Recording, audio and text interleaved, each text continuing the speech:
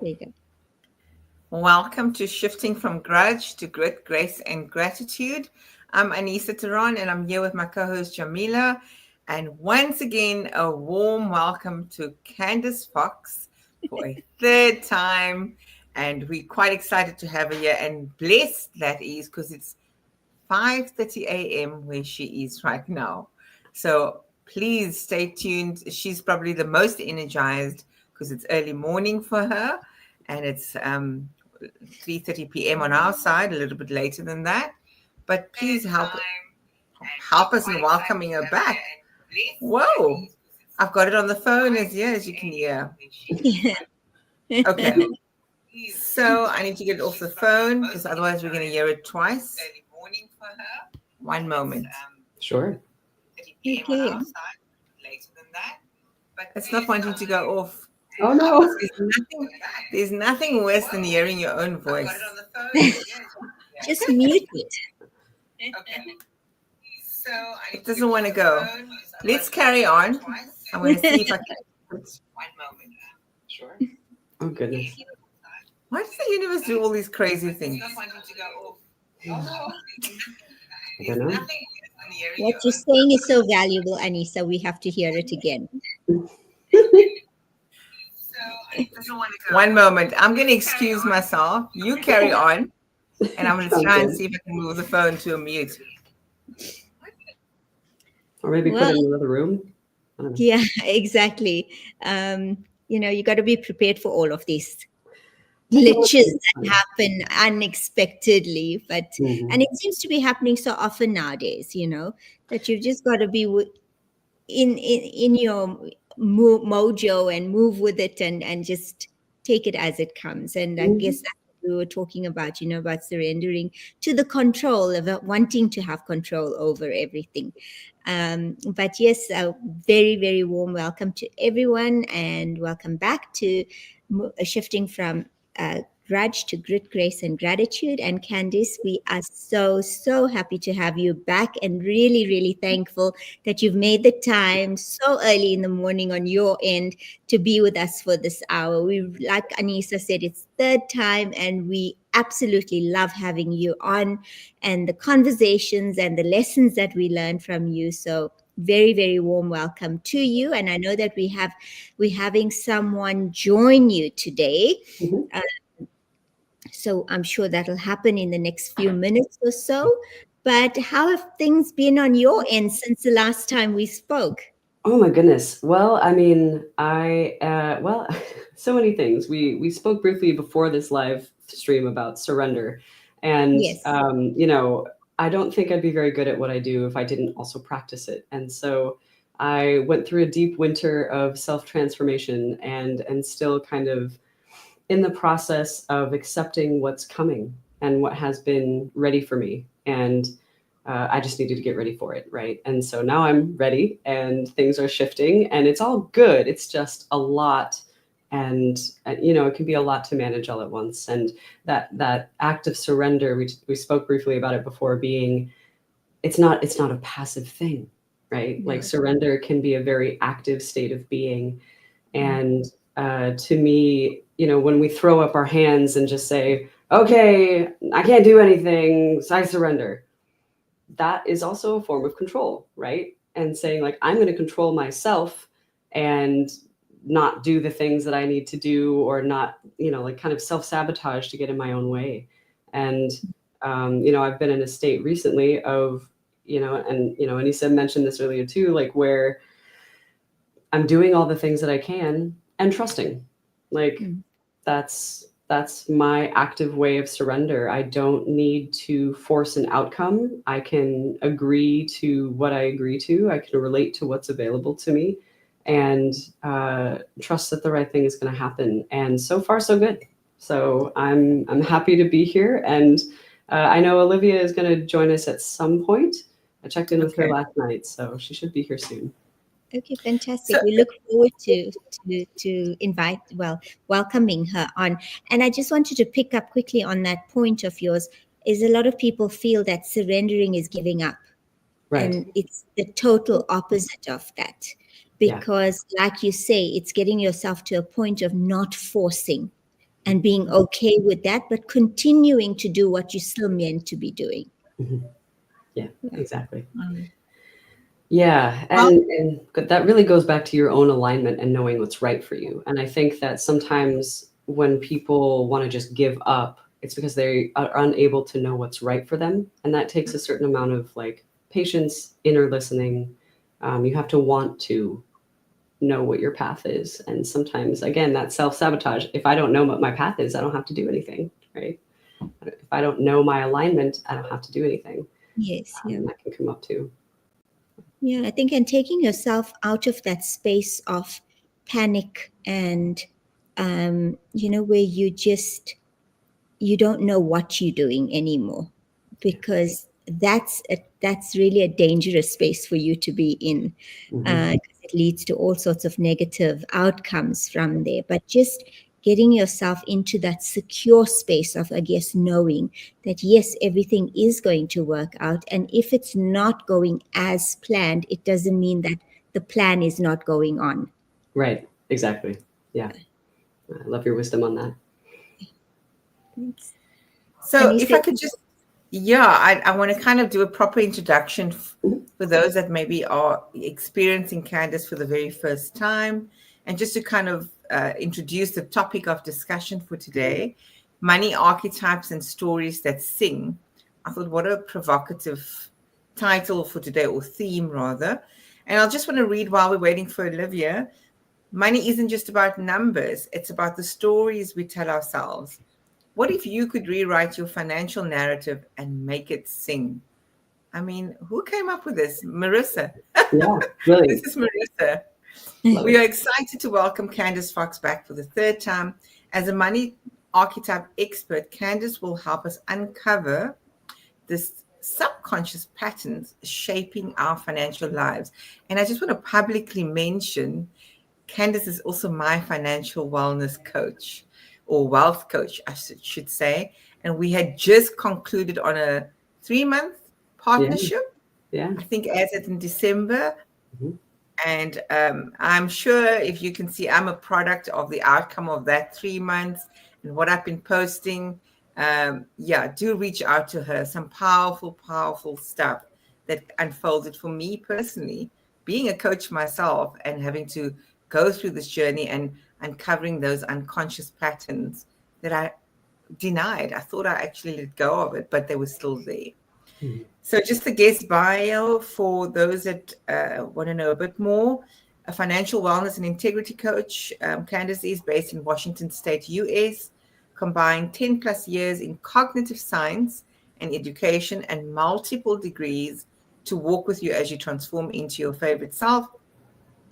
Candis embodies a new way of being, drawing inspiration from pre-capitalist wisdom and post-capitalist pragmatism, positioned on the edge of something new, inviting individuals to invest in a collective, easy, joyful, and meaningful future. She promises a transformative journey and boldly asserts, you're going to like how it feels. I want to change that. You're going to love how it feels. Yeah, thank you. You're definitely going to love how it feels, because I loved how it felt in the end. A guide to financial empowerment, weaving every step together with love and an unwavering belief in your inherent value and power. And then Olivia, whilst we're waiting for a singer-songwriter and a new mom, maybe baby's keeping her up there. Could be. Depending on how old the baby is. And she has a service wherein she produces legacy music and theatre. So if a family member has a particularly memorable story, she can make it into a play or a song. I can't wait to meet her. And Candis actually thought that was super neat, so she hired her to make one for her services. Yeah. We should actually play it. I wish we could have played it here somewhat, but anyway. Yeah, I don't think it's ready yet. She's got a chorus figured out, and I think that's kind of where she's at right now, last time I checked. But it's been such a wonderful experience to work with her, because she is also going through this process of transformation and gets to really kind of bring out the essence of what it feels like, and just how to move through that kind of transition from the subconscious rules that we were given to this like chosen way of life that feels so much more, you know, clear and true to us. You know, it's a life of authenticity, and the from what I heard so far, it's pretty great. And I gave her some very like strange and specific things, you know, like I really love funk and bluegrass, and she was like, oh, I got you. And I was like, great. I don't know how you're gonna put those two together, but I'm here for it. So no title of the song or anything at this point? No, not yet. Yeah. Okay. Anissa, I think we should look at doing that. Well, it's interesting, this whole metaphorical approach around it, because it's something I always ask my clients, and especially musically inclined clients. And I'll say, if your goal was a song, what would it be? You know, what would you call the song? Or if you've achieved success, what would it read like in the headlights? So it's like, I love this concept, because then we can actually dance to it and have fun with it and be joyful with it. And it just makes it so much lighter. Anissa, what would your song be?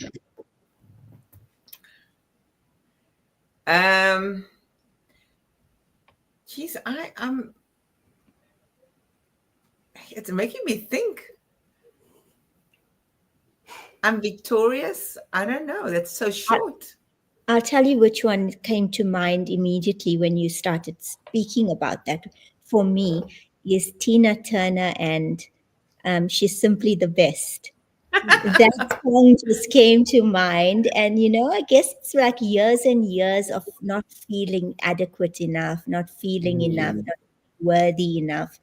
And, you know, you go through all these insecurities which affect the outcome of your life, you know, up until you get to the point where you start to do the inner work and start to be in that more secure space and appreciate who you are. And it doesn't have to be, you don't have to be changing the world. You don't have to be doing unbelievable things, you know, that gets accolades or being president or standing for president or anything like that. But it's more something of an inner security and understanding and acceptance that gives you that success. I can't agree with you more. I mean, Candis, what are your thoughts? I'm just going to share something. Normally, Anissa would be wanting to blow dry out her hair or flat iron her hair. Today, I was like, just to a hell with it. I'm just going to show up as myself. I'm hot and bothered in Cape Town. And, you know, when you finally reach this point, it's like, I have to practice what I preach and showing up just as I mean, yes, I put a bit of lipstick on to brighten myself up a bit, but I'm knackered as I'm sitting here after the recent move. Yeah, and I'm really just trying to recover.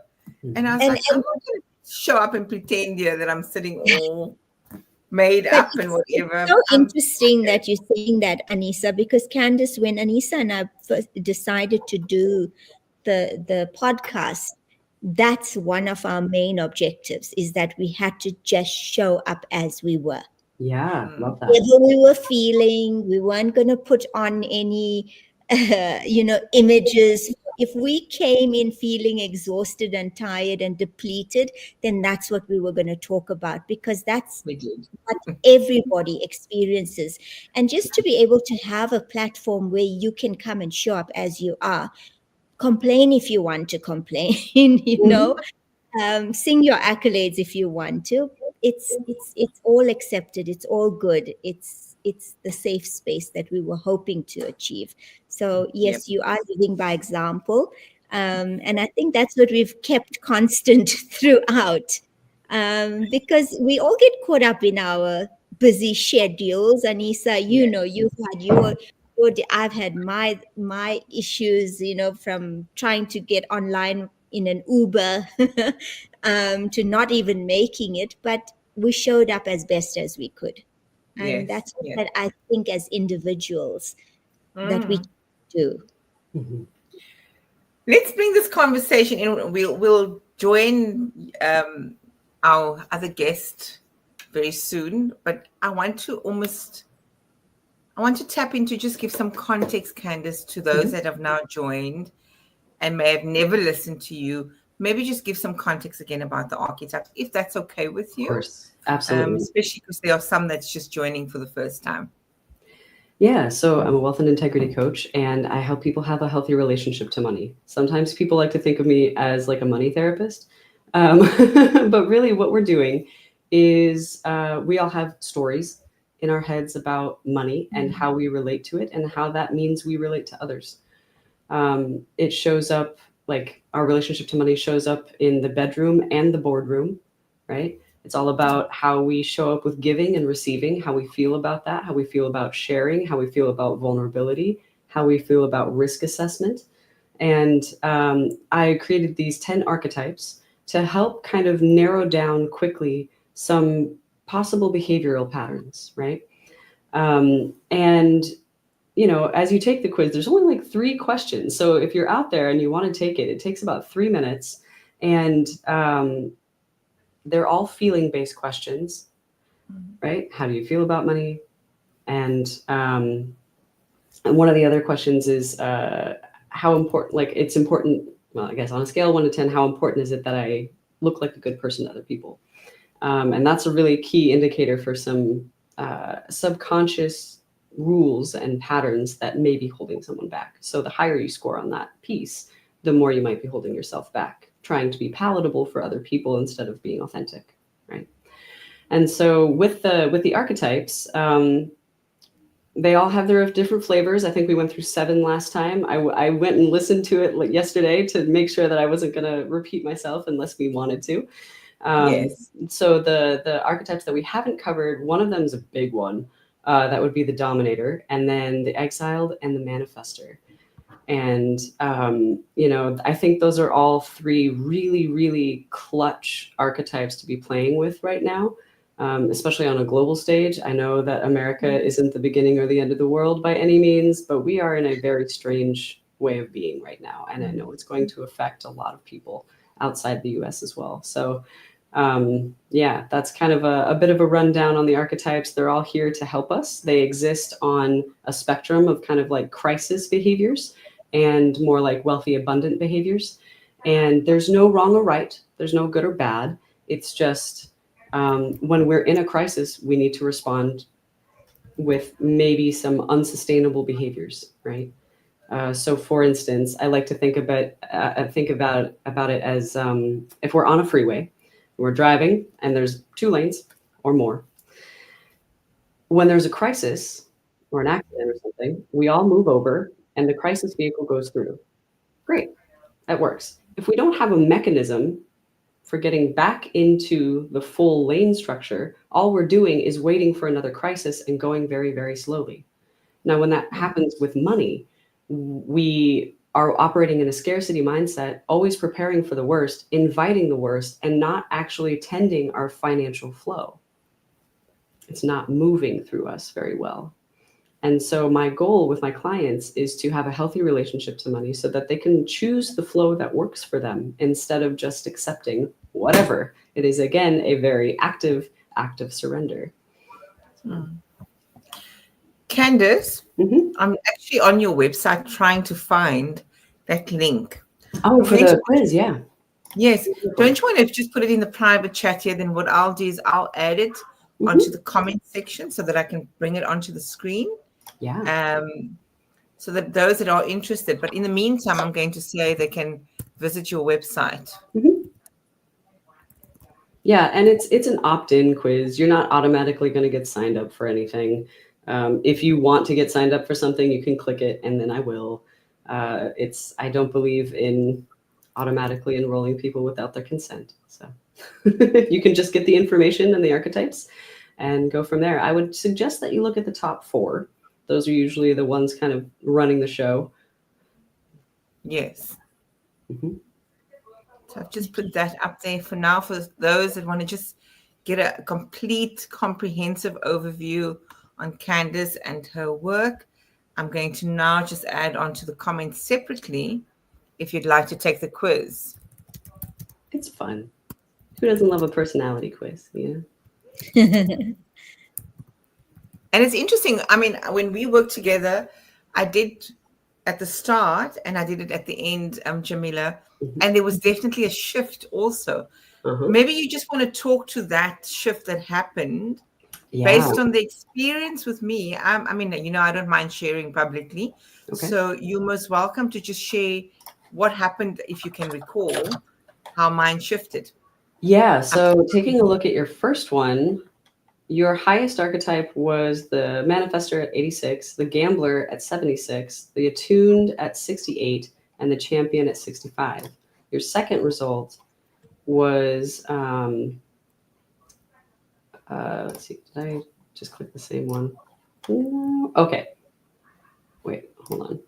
No, that's Olivia's. I brought up everybody's, but they don't have their names on them. So let's see. Yeah. Okay. And then second time was the manifester, the attuned. Wait. Yeah. They were in a different order. Yes, they were in a different order. They stayed the same, but they moved in terms of order of priority, or I don't know how you want to call it, focus. Yeah. The top four stayed the same, but your focus changed, and your I like to think that when people take it beforehand and when they take it after, it's more responsive to their context. What is happening in their lives that they need to really step into. And with you, with so many transitions, the manifester is a lovely archetype to step into in transition. It's great for liminal spaces because it is all about the energy of making your dreams come true and the liminality of them being possible, starting to come true and not quite being in fruition yet. And it's I like to pair the manifester with another one. For you, it was the attuned. And so what you're manifesting isn't just for you, it's also for you and your community and the people that you care about. And that I think is really beautiful, first of all, so thank you. Yeah, it's fun to see how they change. And it's also really fun for me to see how comfortable they get with all of them. Right. And so one of the things that you'll notice if you work with me is we'll go through and kind of find out, and you can do this for yourself at home. Look at all the archetypes that are available. There's 10. You always get to look at all 10, right? Again, just your top 4 are the most important. But take a look at all 10 and see if there's anyone that you hate. If you are just totally put off, you hate it, it's cringy. I know, Anissa's laughing. You know what this is like. Find the one that you don't like and learn to love it. Obviously, I get to help people do that. It's a little more personalized. But if you can find a way to exist on that spectrum for that archetype that feels good to you, magical things happen. And so getting to see how they change, not just in their percentages, but how they actually respond to each archetype. Because when you feel at ease with each archetype, money itself is easier. You show up with it with more ease. You're not as worried about it. You're not judging yourself. You're not keeping yourself from people with money because you're judging them for having it. Right? Anissa, what was it like for you to... Sorry, before you go on, do we have a bit of each of these archetypes within us? I think we all have the capacity for it. Yeah, okay. Yeah. But I also, we can only focus on so much at a time. Yeah. And so these archetypes are more like what humans do, right? This is human patterning. But yeah, I think we all have them in there. And I think we can recognize, if nothing else, we can recognize each of these archetypes in other people, if not in ourselves. And I suppose that at different stages in your life, some would be more dominant than others. Yes, absolutely. Okay. Yeah. And Anissa, in those 3 months that you worked with Candis, tell us about your shift and how you found the experience to be. So, firstly, Candis has this gentle yet persuasive yet call you out on your bullshit kind of way. But she does it in such a gentle way that you don't even know that you've been called out on your BS. I'll say it the politically correct way. But it was just so interesting because when she spoke about, tell me the ones that rub you up the wrong way, and I was like having this visceral feeling about these things, like how people use money for power. And I can't even remember all three. That there were three I remember, that like the gambler was one of the archetypes. And then that was connected to my own narrative, my own stories related to what the word meant to me as being a gambler, or what it actually represented. And a lot of the other archetypes that I had this visceral feeling was the same. It was my interpretation and my story connected to it that made me have this dis-ease and like really uncomfortable with it. And what I discovered is what I always say on this segment is, your treasures are your triggers. Your triggers are your treasures. And as she said, that was where the magic was, because had I just connected differently with a different perspective to it, my story would change. My money story would change. And I was unaware that some of these money stories came back to my own feeling of not feeling worthy, not or seeing scarcity and lack, coming from scarcity and lack. Or another example, being raised in an environment that was debt all the time, and yet I vowed I would never have debts, and yet debts just followed me throughout my marriage and post the divorce. It's still there, right? And it was like, and the feeling of feeling isolated. So when you said earlier on, it's in the bedroom and the boardroom, oh my gosh, absolutely spot on. Because how we feel about money does affect your relationships with your partners, right? And it affects your relationship with your kids. It even can continue the scripting to your kids, what this mindset and relationship with money is. And it's so dangerous, right? Because when does the patterning stop, and when do we shift it? And I see it in all three of my kids. They are different. I see the gambler in my eldest one, who doesn't know how to deal with money, and I get triggered with him, and I'm like, you need to learn to, have a better relationship with money. And I see my daughter holding everything tight and just wanting to save. But those are all attributes that are coming through that were mine. So it's very interesting. And I think the risk of us not doing this work is that our relationships will be drastically impacted. Yeah. Oh, I'm hearing baby in the background, Olivia. Sorry, guys. How's it going? All right, we're just hearing the song of baby. Baby's singing. I'm going to go with that. Hearing singing and fun singing from the baby in the background. How old? Almost 14 months. Yikes. It's that age. Yeah. Well, welcome. Awesome. Welcome, Olivia. Nice to meet you guys. Yes, lovely to have you on, and we're very grateful that you came on so early in the morning, especially when you're a 14-month-old. Not an easy task at all. So we're very, very grateful. Thank you. No, it's an honor. It's an honor to be here. And what we'll just place you on, we just kept the conversation going. We didn't really touch in, but we're quite intrigued to hear how you turn everything into song, into play, into fun, and just your energy. Even though you could hear baby in the background, you didn't look so stressed out. You just, oh, well, fine, it's okay. Yeah. Is that where you want to start? We'll start wherever you want to start. I'm just kind of my observation, sharing it. Shucks. Wow.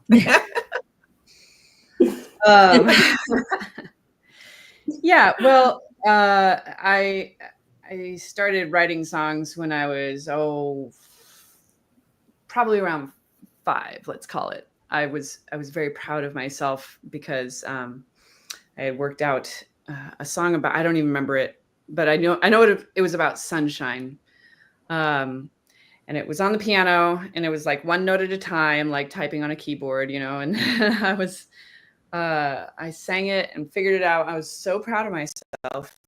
My dad writes songs too. So that's kind of where I got this notion. And also my uncle wrote songs, and also like a lot of our family friends wrote songs. And so I was surrounded by this notion that a song is like a little package of something that a person can create. And then that's I don't know. It wasn't about usefulness at the time because I was a kid. Nothing was useful. Everything was play. So I also remember my parents being so proud of me, being proud of myself, having written my first song, that they took me to one of their producer friends. I think his name was Wally. And they're like, your young daughter just wrote a song. It's so exciting. Do you want to play it for Wally? And I was like, not really, but okay. And I played it. And he was a brilliant musician. And so he learned it after one hearing. And then like, you know, he was one of those guys who had like the keyboard room. Like he had this like little 4x4 room of just like 8 keyboards where he was like, blah, blah, blah. And he played my song in like a super produced way. And I remember hating that. And I don't know why. Sometimes I tell that story. I don't tell it often actually, but sometimes I tell it in a cautionary way, like don't overproduce your music if you don't need to, or I don't know. Today I'm kind of I tell that story and I'm like, wow, he folk processed my song right out of the gate, and that is so special. He learned it after one hearing and then did his reflection of it. And that is why I write songs, because that's what I want people to be able to do, especially like in an oral tradition way. Like, I've heard what you did, I'm reflecting it back to you, and now we can do it together. It's in American culture, you know, where everything is recorded. It's such a novelty now. Yes. Be able to just sing something for somebody and have them sing it back to you, and now it's something you can do together.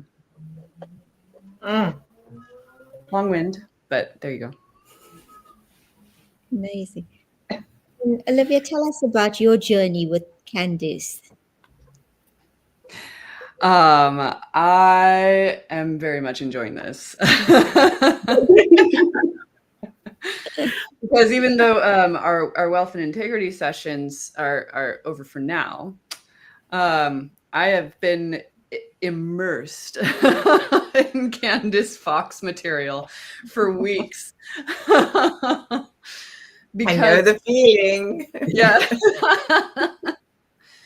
Because of this process. And it's actually got, I haven't spoken to her yet about this, but it's gotten to a point now where I'm like, oh my gosh, I think this is a little bigger than we talked about. Say more. Okay. I say I'm enjoying it. I'm not always enjoying it, because ever since our last session, I've been having like these little existential mini crises. Sounds about right. Yeah.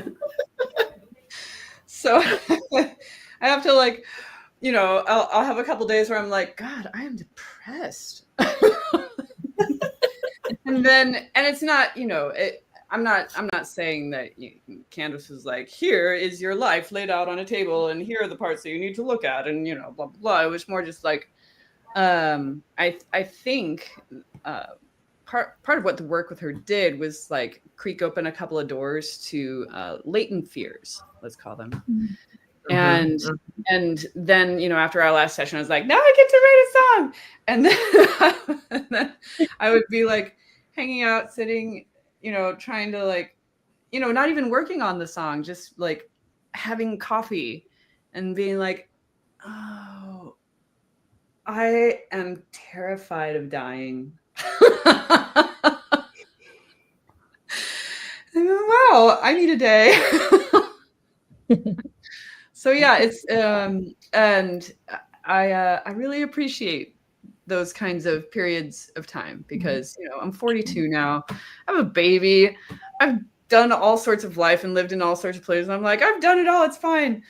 And so having the opportunities presented to be like, here's a chance to like look at something that you thought maybe you already had and or didn't know you needed to. That's been that's been really precious. So I don't know if did that start to answer what the question was now? Yeah, you know, Olivia, what's shining and coming through strongly for me about you in this brief moment that you've come on to the segment is your authenticity, your willingness to just be raw and real. And, you know, it seems like this theme started as early as when the songs are too overproduced. It missed the joy and the essence and the real and the rawness. And I'm seeing that that's followed through in your life into this very moment here right now in how I've experienced you. I don't know about Jamila, but I just love the fact that you're just like, oh, well, this is in my space. And oh, well, it's like nonchalant, but at the same time, accept me for who I am. And I'm on this journey. I'm imperfectly perfect. I don't need to be overly produced. And I think we started our conversation today where I said, I didn't do my hair. I'm just showing up here with wildness today. And that's okay too. So I just want to acknowledge that I appreciate that you're not trying to be somebody else other than Olivia. And that's refreshing. Thank you. And I will echo that Candis, it's not that we go into a depressed state, but she brings such an awareness to our lives. And you missed the part where I said she does it in the most gentle yet persuasive way that she calls us out on our bullshit. Yeah, I agree with you. That's exactly what resonated so strongly from your conversation, especially about I'm afraid to die, is that she's brought on this awareness. And it doesn't just have to be an awareness of all the wonderful things that, you know, we experience in our lives. It's about the stuff that we are afraid to address, afraid to bring out and sit in front of us. And, you know, that's such a blessing to have. And that's such an accolade to you, Candis, because not everybody gets to have that effect on another person. So well done on that, because it's shining through from Olivia, just from this, like you say, Anissa, from the brief time that she's come on. These are the things that, you know, are lighting up. So well done for that. You know, it's not an easy thing to do. Anissa, you would know. It's about connection with people, right? And that's a special gift. I mean, it's honestly, it's an honor to be with somebody in their darkest spaces and to love them there so that, you know, maybe they can love themselves a little more there too. And so I think, yeah, for me, it is just a big honor. Like, I love it. I love being there. I love seeing people who want to be seen. And there's a lot to see, you know, and that awareness that we come away with. Yeah, I mean, once you've played with your relationship to money, you can't unsee it. It's everywhere, you know, and, you know, and that might lead to some more existential crises, of course. But like, my hope and sincere desire is that you have a few more tools to keep you afloat and centered during those existential crises. And if you don't, obviously, like, reach out. Like, I'm here for you. Don't feel like you have to do that alone, you know? Thank you. And just on your point, sorry, on your point about, you know, looking at your children and understanding that they pick up all of these nuances from you, as we did with our parents. And sometimes I know I certainly went through this where I was like, it has to be a curse.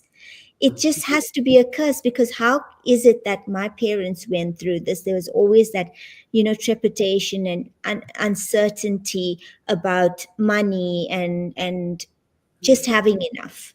And then that seemed to now overflow into my life as I was became an adult, and you get the overflow also on yourself debt, and you feel like, but I promised myself I wouldn't have this life, so it has to be a curse. But it's actually just an unawareness, and that's what you give to people, is to bring them to that space where they become aware of what the relationship and how you can change that relationship with money, and unlearn all of those behaviors and preconceived ideas that we thought were just naturally passed down to us, our lot of life.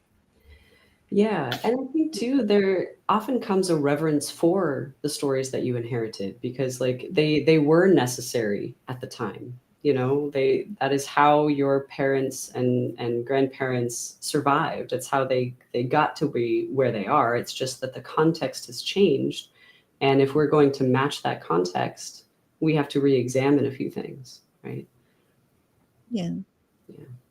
And feeling Yeah, worthy. I almost want to, I want to bring it back to maybe like it's creating the new song for your life, the new chorus that you need to have this with your life. Because I remember us doing an exercise, and Olivia, you can probably resonate here, is like, okay, let's bring to awareness and let's kill the story now, or the song is old. You need to have a new rhythm, new vibe, whatever that needs to be. But it was almost bringing it to the surface, acknowledging it and saying it, oh, okay, no more. Thank you. It's time to move on now. And it's kind of bringing new parts together. What does this new picture or this new song need to bring to you? How much joy does it need to bring? How much do you want to dance to it, or cry to it? Whatever emotions it brings. But it's being an acceptance of all of it. And I enjoyed that part. Yeah. And Olivia, from your side, do you want to share about the song and creating a new rhythm from your side? Yeah, well, and you're touching exactly on why I kept writing songs as an adult. I think of them almost as pockets, like little containers to put these kinds of life lessons in. Like a lot of songs that I wrote in my 20s and early 30s are things that they're lessons I didn't want to forget. Mm-hmm. And so I was like, if I can apply a catchy melody and a rhythmic meter, like, and maybe, this lesson is something that won't mean something just to me. And that has been true. And one of the best compliments I've gotten in kind of a broad sense, because you can have like a daily compliment, but you can have a compliment that becomes true over time as well, is that different people have different favorite Olivia songs. There isn't one song that's like an objective hit, They're like fortune cookies. They're like, this song really got me today, and I'm really glad you made it up. I'm like, me too, thanks. Yeah, that's a big reason for me to write a song, and it's part of why I was really interested in this arrangement with Candis, is because I think that my relationship to money has been complex, maybe not as cursed as the word that you used, Jamila, but certainly I listened to your guys' previous interviews, actually, and there was a part where Candis asked everybody to think of their first money memory. And I was like, oh, what's my first money memory? And I thought of one that I'd listened to it twice. So I thought of a money memory the first time. I was like, that wasn't actually a money memory. That was like a collector's item memory. Because I was really into quarters as objects, like rocks, not as like an object of currency. And so the second time I listened, I was like, no, okay, what's a real like exchange money memory? And now I've forgotten. What a lead up. Olivia, yeah. I want to propose something that we haven't done before. I mean, if you want to bring baby and have baby on your lap, please bring him, I don't know. Him. Let me see the next time he walks by. if they're into it. They might be just settling down into story time. Otherwise, I would totally be like, "Give me the baby." I mean, we said we keep it real on this segment, so let him join us if he needs to again. I do love the "come as you are" vibe that I'm getting today. I like to tell people it saves so much time, not just, getting my makeup on and everything, but also like I do not have the option except to like tell the whole truth and nothing but the truth today. you in the right company. Okay, we are so with you on that. Yeah. And it's and this is an effect of having a baby. I don't know if it's for everybody. I do hear about it, but now I've forgotten again your question. It's the baby brain. Yeah. This is why I need. What's coming up for you? Do you want to About share your first memory of of money and the exchange? Sure. Yeah. It was in junior high. Now I remember. Okay, there we go. In junior high, I really wanted. A classmate of mine was he was selling his Weezer CD, and I was so into Weezer. I really, really liked the song, the sweater song. If you want to destroy my sweater, whoa, whoa, whoa. And he wouldn't just give it to me, and that was so confusing to me. I was like, I don't have any money. Like my family didn't do like an allowance of any kind, which I didn't care. There was nothing that I needed to buy for myself until this Weezer CD. And I was like, well, I mean, if nobody else wants it, why don't you just give it to me? Mm-hmm. And he was so offended. And he did not give me the Weezer CD. And so I decided that it was just not something that I needed. I was like, that's cool. I don't need another CD. That's fine. I'll find something else to want that I can have. Mm-hmm. And that's just kind of been my attitude towards money ever since, until the past like 10 years or so. Like, oh, if I literally just don't have the money, like if I have $300 in my bank account and the thing costs $350, that's just not something that I'm doing today. So that was a really interesting thing to think about. This cavalier attitude towards money, like, oh, it's just I don't need it because I have lived a life where everything was provided for me in some other way. Even though, again, the people around me have never been like objectively wealthy as well in money. So yeah, it's been an interesting exercise for sure, just to kind of like move through the past few weeks since the last time I had a conversation with Canvas. I'll take it. Last time I had a conversation with Candis, and I'd be like, oh, that's it. Oh, that's a result of that. And to be able to do that in the framework of trying to create a song. One of the things I've realized in the past week is that this song is too much of a mouthful for me right now. And I think I'm needing to take smaller bites. And so I've started pulling back and focusing on just the archetypes. And one of the archetypes that Candis and I share is the attuned. So the attuned and I have been walking for the past couple of days. And I'm like, so tell me about yourself, which is fun because what it's really doing is telling me more about myself.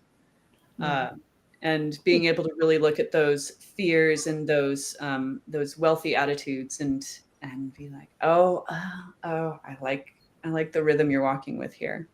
So that's coming together. Love that. Right? Yeah. I'll write the donator next.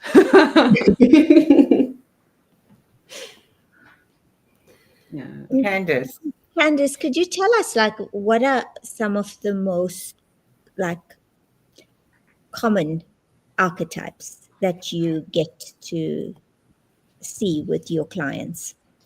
Well, so, okay, that's a funny question because obviously my work isn't for everybody and I'm not for everybody.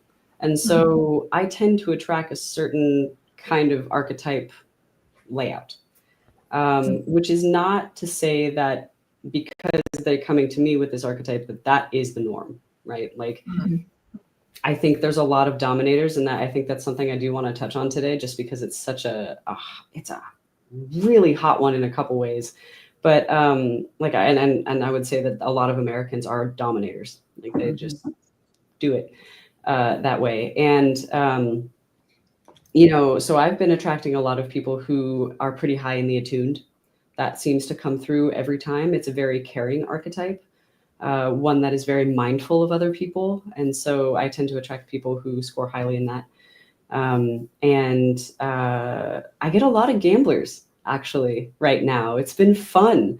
I don't know, over time, I kind of see like different patterns in who's showing up. And some of that has to do with like how people are responding to what's happening around them, right? Like, and I know in America, of course, there's a lot of uncertainty. And so I'm seeing more gamblers come through, and people who are just kind of like, I can't do anything, so I'm just gonna blow it all now and figure it out later. Like, you know, like that's how they're coping and soothing themselves through this difficult process, and where addictions can come in and get a little unhealthy. So yeah, I don't have a way of knowing what a generalized, like, the greater look at humanity, but I do know who's coming to me.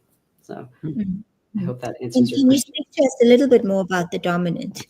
Yeah. So the dominator, honestly, like, I love all of my archetype babies, but this one is particularly juicy.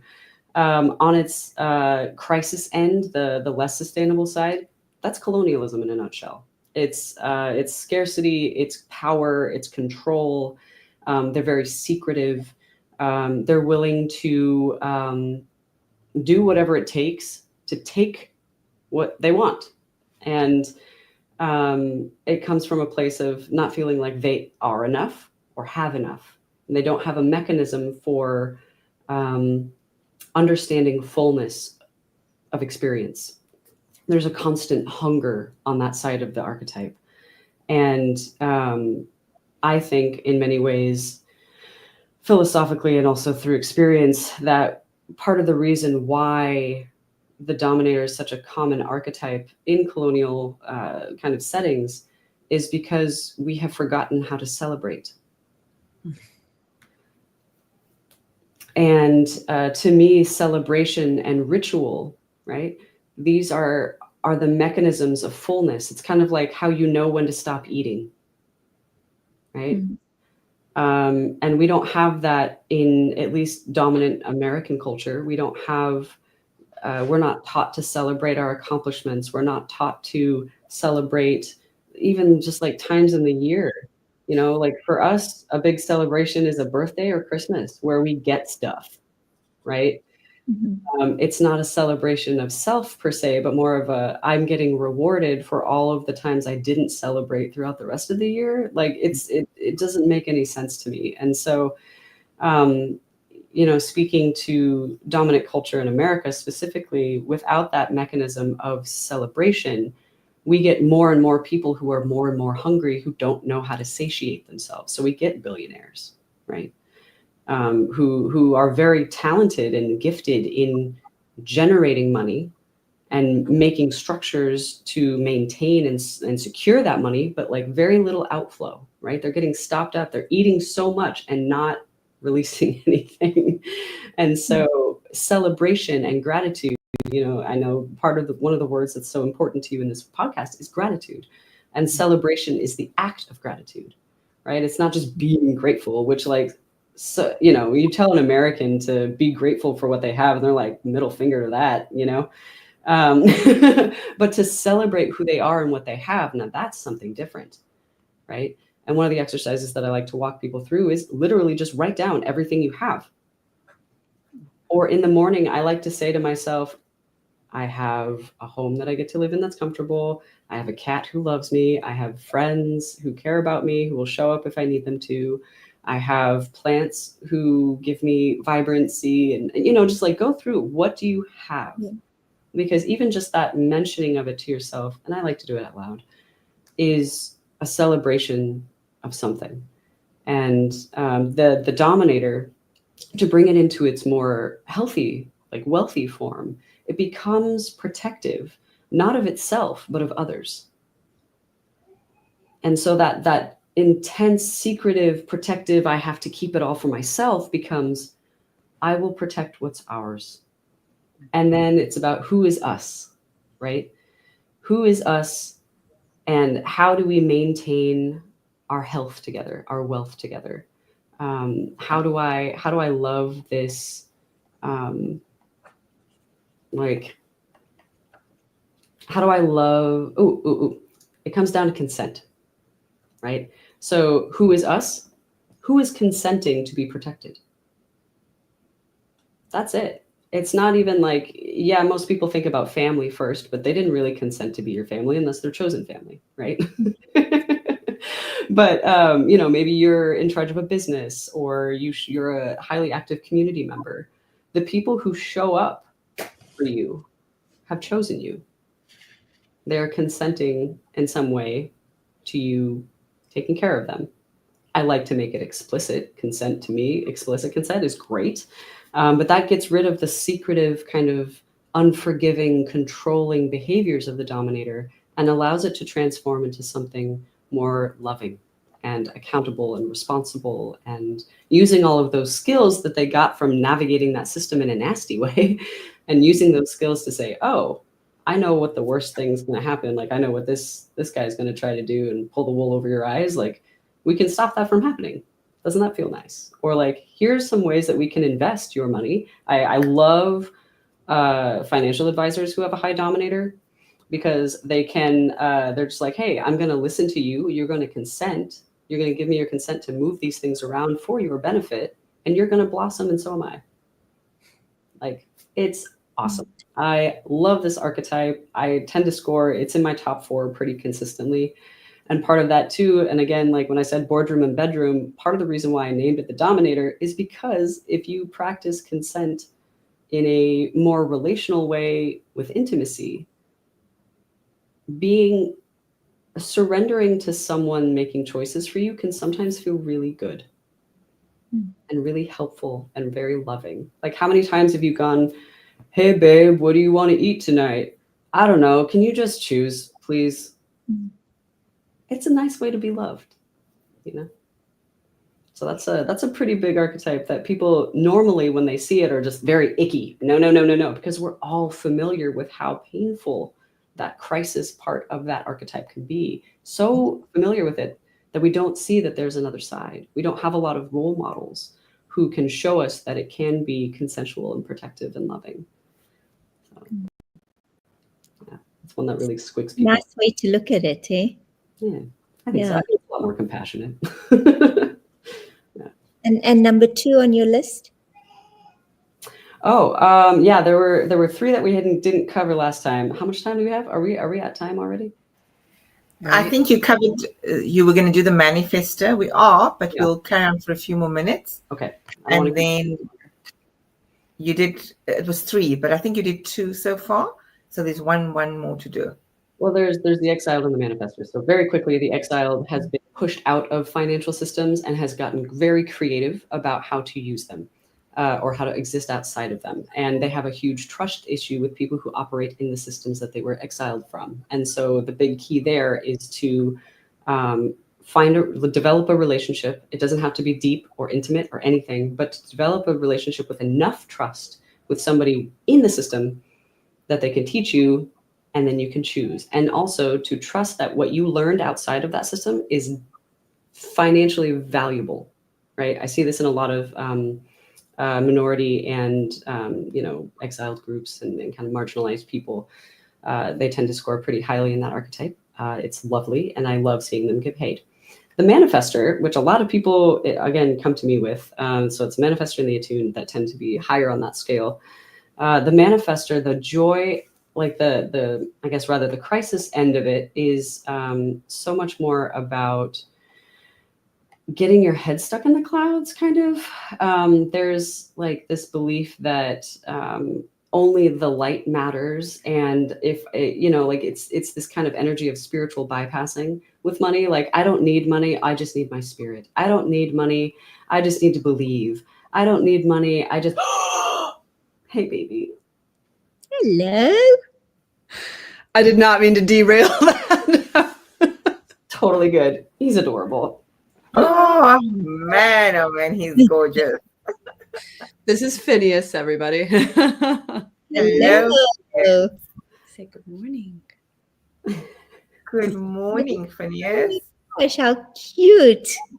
Oh, Like, so you are the ones who has made my mother unavailable. Yes. Judgment. So cute. It's also early, look at that face. It's like, I'm not feeling He's this not right impressed. Actually, And he thinks it's you guys are all quite beautiful. All right. So for time, I will wrap this up. Hi, Phineas.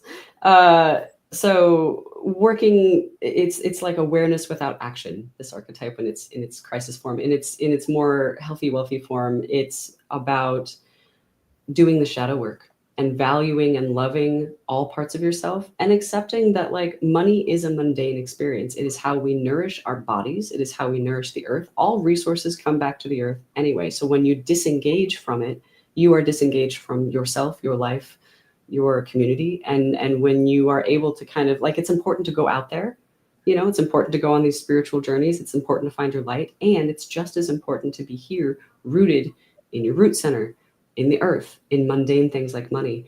And really, when you can, like, the manifestor is such a powerful archetype because it has that full encompassed experience of life. And when a manifestor really practices following their, integrity and inner wisdom and intuition and really trusting it and doing that shadow work, they become some of the most powerful people I know, and can just, like, make things happen. So it's a really powerful archetype to work with, and one that I really love to see in people, because it's like, oh, here you are in this journey of expansion, and how much are you holding on which side, like, how much do you want to hold, how much can you hold, like, it's a fun exploration of self. So I hope that kind of makes that one a little more clear. Yeah, Olivia, we would love to give you sort of a little bit more airtime in terms of what you'd like to leave our audience with, and we will invite you back because we didn't get the full experience of having you on. So Candis has been on a third time. I think, Candis, you're going to have to be a regular, but maybe when daylight time savings is over, then it might be an hour later and a bit of time. Maybe we just think about that for the future. Oh, sure. But Olivia, from your side, what was the absolute highlight in your experience with Candis and understanding this money archetypes? And what is that gem that you want to leave with our audience today? Oh man, this is like the essence of my job. I think, highlight for me is getting to, because I know Candis through a mutual friend, and that holy practice of getting to deepen relationships because of deep relationships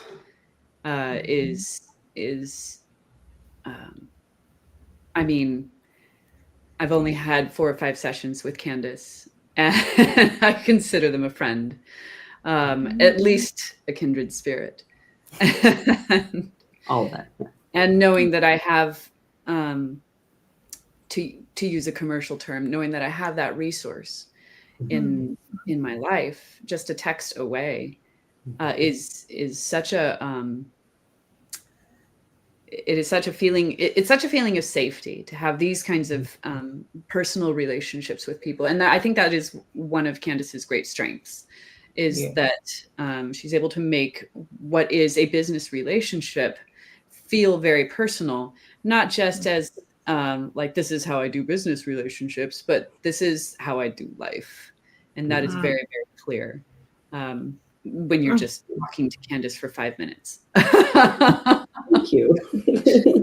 And it is, I agree, Candis. I think it is a sickness in the United States that we have been raised as a nation, raised as children to think of our relationships as transactional as money, to think of everything as transactional, which is not a bad thing. There's an element of fairness that is implicit in that, and that is incredibly important, and also something that has kind of fallen out of practice. But to be able to be like, actually, business is imitating life rather than the other way around, is such an important gemstone to have been able to mine for. And yeah, I have so many. I have so many, especially as a musical journalist. Like I'm just like, my palms are dripping with gems, Yeah. Oh. I want gems. Jamila, anything you want to conclude with, and before I close off today? I just think that I want to echo what Olivia said about our experience. Well, certainly my experience with Candis. And like we said, this is our third time now having you on, but it very, very quickly became the case where you felt in a very short period of time somebody that you can relate to, someone that you're completely comfortable to share your stories with. And that's what you bring up. Well, that's been my experience. And again, just to reiterate about the awareness that you bring and how easily you extract that from us. So it's been such an honor knowing you, Candis, and we're very grateful that through you we've now met with Olivia, and hopefully we'll have her back on soon. But thank you so much for educating us and for just bringing that awareness to us. Truly, truly grateful for that. I'm going to soak that in like all day. Thank you. And receive all of it, darling. I just want to acknowledge the Instagram audience that's been here. We had Jude's Rogers, I don't know, from Switzerland dialing today. And she said, your baby is so, so cute. You're not seeing this. I'm seeing it on my Instagram page. Thank you, Ian, that joined. Please do watch the replay. And also, I think, Ian, this is something we need to bring to the Grow SA cohorts. I think that would be great to introduce them about their relationship to money and the archetypes. I will get that through to you, Ian, so that at least the entrepreneurs can do these as well. And then everyone else, thank you for being here, Jason, and a few more others. And from my side, I want to leave us with saying, don't underestimate your resources. That was one of the biggest highlights for me on my journey with Candis. What have you got that you can access that you took for granted? And whether it is time, whether it is your favorite place, go-to place, whether it's the ocean, whether it's the mountain, whether it's friendships, whether it is things on your home front that you no longer need, that you could declutter, that is access to money. I did that. I'm not going to lie. I got rid of so much clutter, and it brought me some money. So I just want to say, resources is underestimated, and it's not something that's static. I think it's something we've got to do regularly to understand what is at our disposal that actually can reconnect us to ourselves, our relationships with outside of ourselves, as well as more importantly, our relationships to our money, so that it becomes more healthy and optimal. So thank you again, Candis. Thank you, Olivia, for gracing us with your presence and your adorable little bundle there, and just for being real. And Jamila, as always, just consistently showing up and being here, holding the space alongside with me. Until next week, we'll see you again. Bye. Bye, everyone. Olivia, you can stay on for a short debrief. Candis, do stay on for a short debrief. I'll end the stream.